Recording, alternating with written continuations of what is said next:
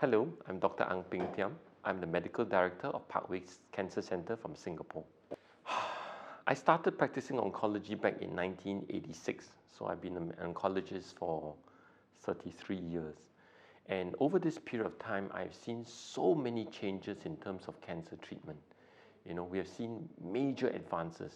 I still remember, the first journal club I did when I was a fellow at MD Anderson was talking about a paper which was discussing whether or not chemotherapy should be given for patients with stage 4 lung cancer.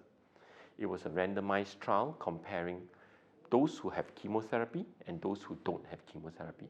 And there was a huge debate whether those few extra weeks of life was actually meaningful or not. That's how dismal things were back in 1988 when I was doing my fellowship. There was a big debate whether we should give treatment for patients with stage 4 lung cancer. We fast forward to the year 2019. Things have changed tremendously. Now for lung cancer, it's a very exciting area.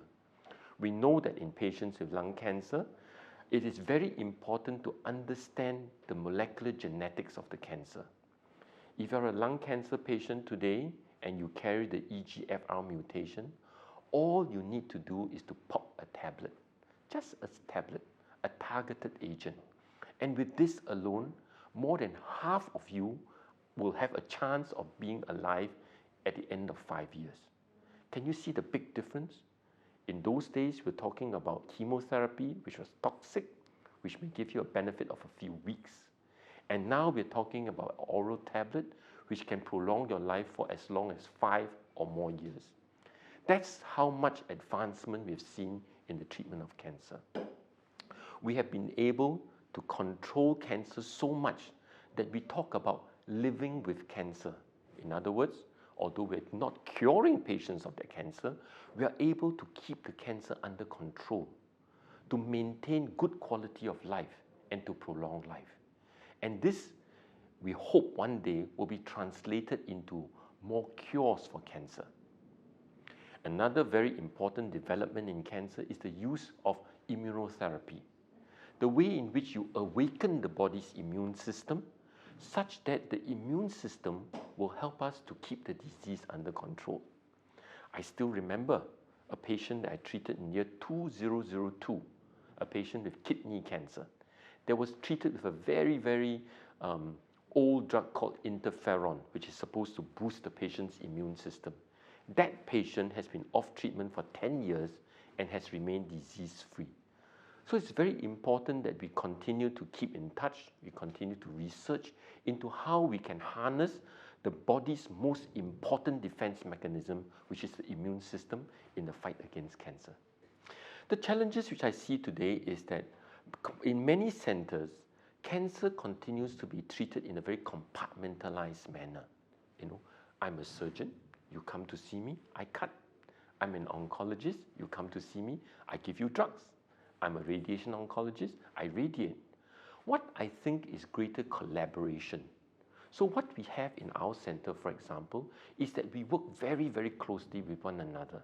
In other words, if a patient may have breast cancer but goes to see the surgeon doesn't rush to operate. All right? He will do a simple biopsy by needle. Within 48 hours, we'll know that, oh, this is a triple negative breast cancer. And being a triple negative breast cancer, his preference will be to send it to an oncologist like myself to give the chemotherapy up front. Because we know that 40% of the patients with triple negative breast cancer, when you give them chemotherapy, you can actually melt the chemotherapy away, melt the tumor away and achieve a pathologic complete response.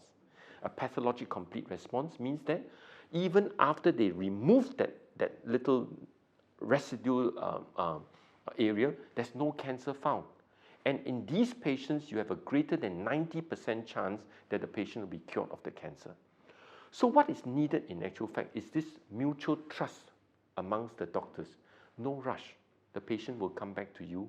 You will still get to operate, but we always act in the patient's best interest. This is what we often term as patient-centric care. Don't rush to do something just because you are capable of doing it.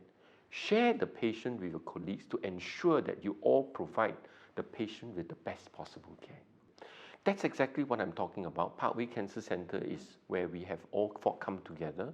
We are a group of 15 medical oncologists, hematologists who work together very closely with our counterparts, the surgeon and radiation oncologists.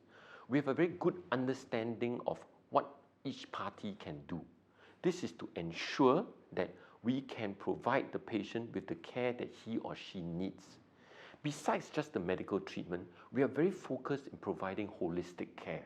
So we have in our team, we have our counselors who are able to sit down with the patient to understand their concerns, be it their concerns with sexual dysfunction, with hair loss, with how to share the news with their children, how to ensure that the children are not adversely affected by the fact that father has got stage 4 cancer. We also ensure that we have got a palliative physician to provide the care in terms of symptom control to ensure patients have the best quality of life. We have set up Can Hope offices throughout the region. We have Can Hope offices in Indonesia, Malaysia, in Vietnam, Myanmar, Philippines, even in India, Bangladesh.